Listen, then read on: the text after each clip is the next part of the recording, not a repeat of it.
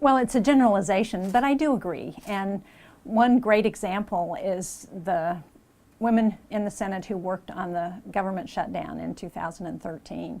It was Senator Susan Collins from Maine who came up with some ideas and said, you know, we've got to address this. And I agreed with that. We got all of the women senators together in my office for pizza. Senator Ayotte, who's my Republican colleague from New Hampshire, and I hosted that. And from there, we worked with a bipartisan group that included about 6 women out of 14, which is a pretty high percentage. And we were able to push the leadership on both sides to come to some agreement. And I think that's a great example of how women have worked collaboratively to try and address a critical issue facing the country.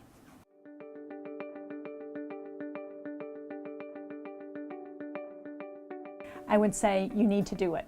Run for office.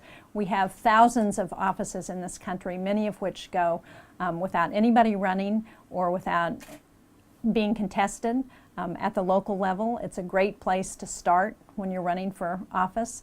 And we need you to do it because democracy doesn't work without people participating. And young people can bring new energy, new ideas, new enthusiasm that's critical to the future of this country. So go out and run. And for young women especially, we need you to run.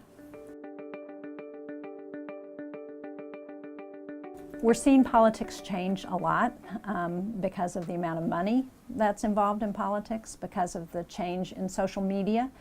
It's a very different election cycle than it was when I first ran for governor in 1996, where we still had newspapers and television and radio, and you didn't really do any social media. There was no Twitter, there was no Facebook in those days.